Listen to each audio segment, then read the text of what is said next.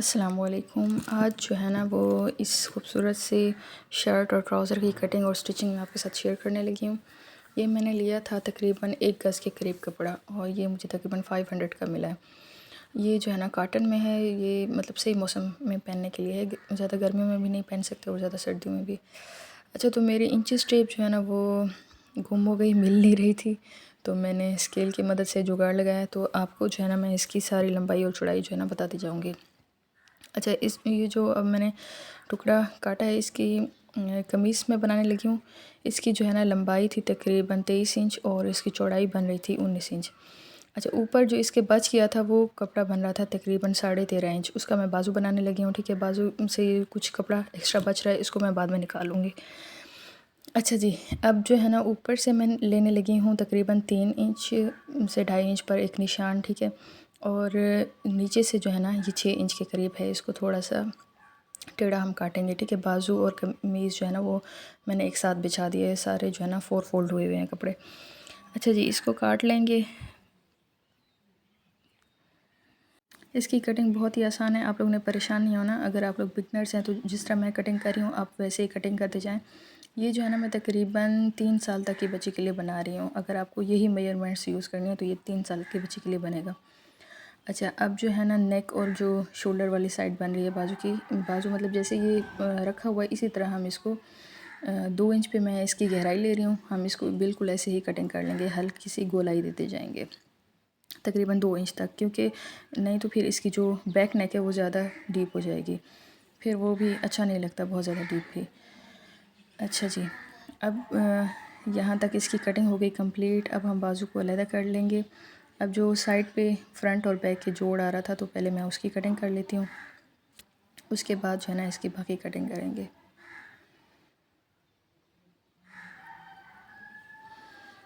अच्छा जी, अब back part को भी निकाल लेंगे, अलहदा कर लेंगे और बाजू को भी अलहदा कर लेंगे। अब जो फ्रंट नेक था हमारे पास उसको हम थोड़ा सा 1 इंच के करीब जो है ना मज़ीद डीप कर लेंगे, नहीं तो फिर सर जो है ना बच्चे का गुजरेगा नहीं और ये बिल्कुल गर्दन के ऊपर चढ़ा रहेगा।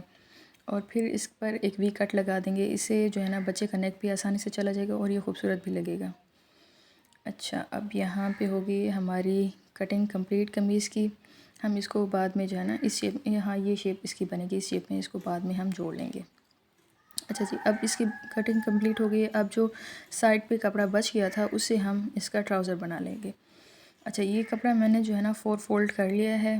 अब इसकी जो लंबाई मुझे चाहिए थी वो बन नहीं रही थी।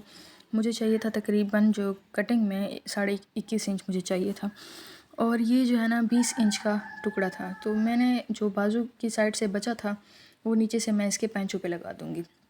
ये लगा हुआ अच्छा भी लगेगा, बुरा भी नहीं लगेगा और हमारी जो मतलूबा मेजरमेंट है वो भी मिल जाएगी। इस कपड़े की जो चौड़ाई थी वो तकरीबन 9.5 इंच थी जो शलवार के लिए बन रही थी।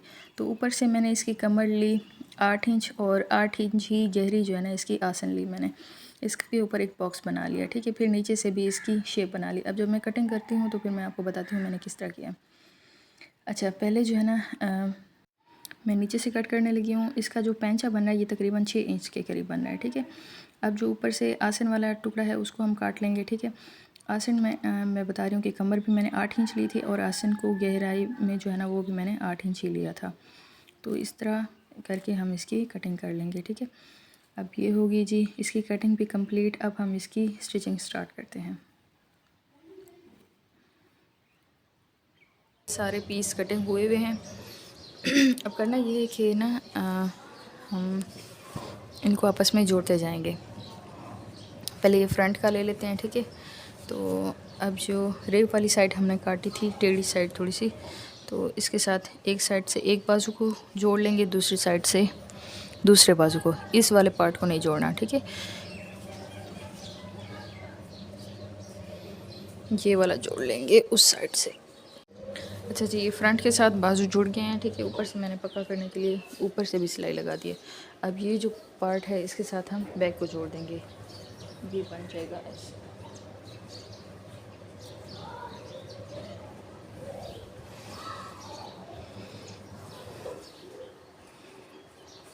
और इसके साथ जुड़ जाएगी बैक।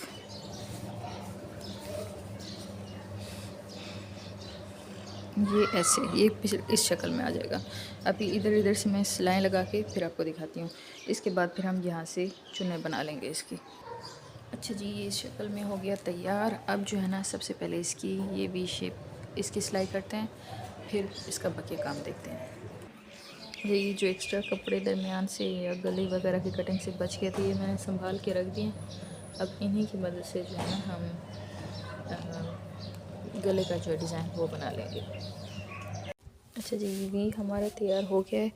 अब यहाँ पे जो नेक की ये गोलाई है, यहाँ पे हम सिंपल सी एक सिलाई लगा देंगे, ठीक है।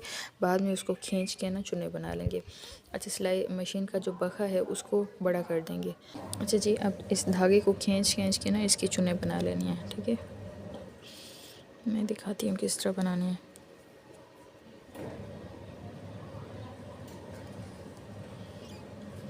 ऐसे एक सिलाई को खींचना है, ठीक है।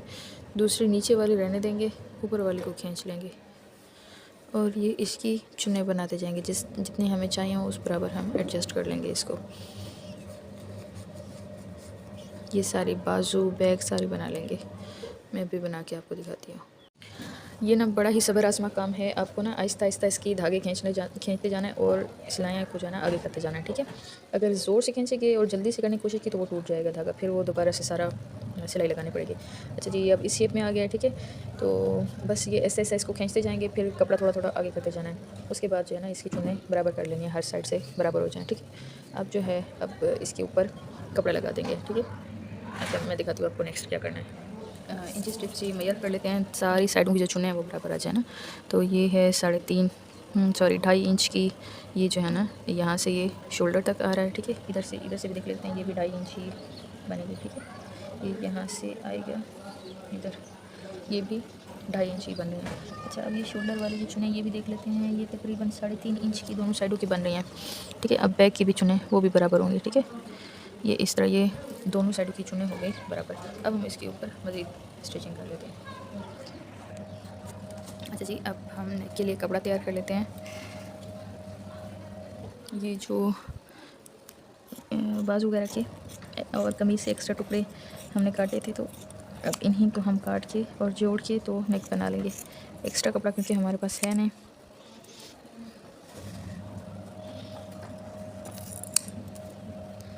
चलिए जी, अब इनको जोड़ लेते हैं आपस में और फिर हम लंबी पट्टी बना लेंगे, उसके बाद नेक पे लगा देंगे। अच्छा जी, ये लंबी पट्टी तैयार हो गई है। अब जो है हम इस पट्टी को नेक के ऊपर लगा लेंगे। अच्छा, पट्टी का कुछ हिस्सा जो है ना वो छोड़ देना है, जो वी के ऊपर फिर डोरी टाइप बनेगा। उसके बाद जो है ना इसको हम अटैच करते जाएंगे। अच्छा जी, यहाँ पे मेरे से ये गलती हुई है कि मैंने जो पट्टी थी उसको उल्टा रख दिया, फिर बाद में सिलाई खोल के तो दोबारा उसको सही किया। पट्टी जो है ना उसको सीधा रखना है, फिर उसके ऊपर जो है ना नेक हम लगाते जाएंगे सीधी साइड की तरफ, यानी कि जो सिलाई आएगी वो सीधी साइड की तरफ आएगी। तो पट्टी भी आपने सीधी रखनी है और जो नेक हम अटैच करेंगे वो उसको भी सीधा ही रखना है। अच्छा, अब जितना कपड़ा पहले बच गया था उतना ही दूसरी साइड से भी बचा है। अगर कम ज़्यादा हो जाए तो फिर बराबर कर लेना है, ठीक है। अगर पट्टी छोटी हो रही हो तो उसको पहले से ही आपने बड़ा कर लेना है, जितना आपको चाहिए हो उसके बराबर। अब जो है ना हम इस तरह से इसकी फ़ोल्डिंग करेंगे तो ये जो है ना बड़ी खूबसूरत थोड़ी सी मोटी पट्टी बन जाएगी और फिर नेक के ऊपर जो है ना इसी तरह इसकी सिलाई आएगी, बड़ी खूबसूरत लगेगी, नफीस सी। अच्छा जी, अब हम इसको छोटा छोटा थोड़ा थोड़ा सा फ़ोल्ड करते जाएंगे, आराम आराम से इसके ऊपर फिर सिलाई लगाते जाएंगे। इससे जो है ना ये खूबसूरत और फिनिशिंग के साथ लगेगा, नहीं तो फिर ये अच्छा नहीं लगेगा। अब बारी है जी बाजू के डिज़ाइन की। तो जितनी हमारी इलास्टिक की चौड़ाई होगी उसके बराबर हम जो है ना बाजू के आगे से पहले एक सिंपल सी सिलाई लगा देंगे। उसके बाद जो है ना सेफ्टी पिन की मदद से हम इलास्टिक को बाजू के अंदर अटैच कर लेंगे। अच्छा जी, ये हो गया। अब हम जो है ना इसके अंदर इलास्टिक को जो है ना वो सेफ्टी पिन की मदद से इसके अंदर डाल लेंगे। अच्छा जी, जो दूसरी साइड जहाँ से ये इलास्टिक निकली है पहले हम उस साइड पे एक सिलाई लगा देंगे ताकि ये पक्की रहे। तो दूसरी साइड से जितनी हमें इस बाजू की चौड़ाई चाहिए होगी उतनी इलास्टिक लेके तो बाकी जो एक्स्ट्रा होगी वो काट लेंगे। अच्छा, मैंने ऐसे किया कि दूसरी साइड पे फिर इलास्टिक को पक्का नहीं किया बल्कि सीधी ही साइड की सिलाई लगा दी। अच्छा, पहले मैंने इसको कंप्लीट जो है ना बंद कर दिया था, उसके बाद जो है ना मैंने इसके नीचे से चाक खोल लिए क्योंकि वो बंद फिर अच्छा नहीं लग रहा था। अच्छा जी, इसके लटकन वगैरह भी बना लेंगे। लटकन मैंने बड़े सिंपल बनाए हैं, ये बहुत ही आसान है बनाने। अगर आपको नहीं आते तो फिर मैं किसी वीडियो में आपको बता दूँगी। और फिर मैंने इसको नीचे से सिंपल गोलाई में कटिंग कर दी क्योंकि इस कपड़े का धागा निकलता नहीं है, तो इसलिए मैंने बस ऐसे ही लटकन बना दिए। ये आसान भी थी और अच्छे भी लगते हैं। अच्छा, अब बारी है जी ट्राउज़र को स्टिच करने की। तो सबसे पहले मैंने आसन की सिलाई लगा दी। आसन के ऊपर जब आप सिलाई लगाएं तो बाद में इसको पलट कर एक और सिलाई लाजमी लगाएं, उससे जो है ना ये पक्की रहती है, यहाँ से सिलाई खुलती नहीं तो ये बार बार सिलाई यहाँ से खुल जाती है। अच्छा, दूसरी साइड पे भी आसन की सेम तरीके से सिलाई लगा देंगे। अब जी नेफ़ा बनाने की बारी है। तो नेफ़ा मैं बनाती हूँ इलास्टिक जितनी हो उसकी चौड़ाई के बराबर।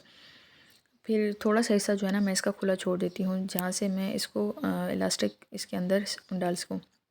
अच्छा, मैं सेफ्टी पिन की मदद से डालती हूँ। और आसन सॉरी इलास्टिक की जो लंबाई है वो आप अपने हिसाब से लें। मुझे चाहिए थी तकरीबन 9 इंच के करीब, तो मैंने 9 इंच पर इसकी कटिंग कर ली। उसके बाद जी मैं इलास्टिक के ऊपर सिलाई लगा देती हूँ मशीन ही की मदद से। और इसको फिर हम जो है ना अंदर करके तो जो नेफे का हिस्सा खुला रह गया था उसके ऊपर एक सिलाई लगा देंगे। इससे ये पक्की हो जाएगी, मज़बूत हो जाएगी और निकलेगी नहीं। अच्छा, अब यहाँ पर ये कर सकते हैं कि नेफे की जो सिलाई बंद करने के बाद, खुली सिलाई बंद करने के बाद आप इसकी चुन्ने वगैरह बराबर करके तो ऊपर से मशीन की मदद से हल्का हल्का इलास्टिक को खींच के तो एक और सिलाई भी लगा सकते हैं। यहाँ पे मैं वो नहीं लगा रही क्योंकि मेरी जो है ना इलास्टिक काफ़ी टाइट हो रही थी, तो सही फिटिंग हो गई थी, मतलब कि चुन्ने वगैरह आगे पीछे से बराबर थी। अच्छा, अब नीचे से जो है ना हम इसका जो कपड़ा अटैच करना था वो कर लेंगे। ये तरीका आप देख सकते हैं कि मैंने किस तरह अटैच किया है। पहले हम इसको उल्टी साइड से करेंगे, फिर पलट के तो सीधी साइड पर हम इसकी सिलाई लगा देंगे। उसी सिलाई के ऊपर एक और सिलाई लगा देंगे। वो सिलाई नज़र भी नहीं आएगी और फिनिशिंग ऊपर वाली साइड पे भी रहेगी। अच्छा जी, दूसरी साइड पे भी हम ऐसे ही सिलाई लगा देंगे। अब मैं आपको दिखा देती हूँ ये किस तरह लग रहा है सिलाई लगने के बाद। ये हो गया जी तैयार। अब इसकी जो है ना फ़ाइनल सिलाई लगा के मैं आपको इसकी फ़ाइनल लुक दिखा देती हूँ कि ये ट्राउज़र किस तरह लग रहा था सिला हुआ। ये हो गया जी तैयार। अब मैं आपको शर्ट और ट्राउज़र दोनों की फ़ाइनल लुक दिखा देती हूँ।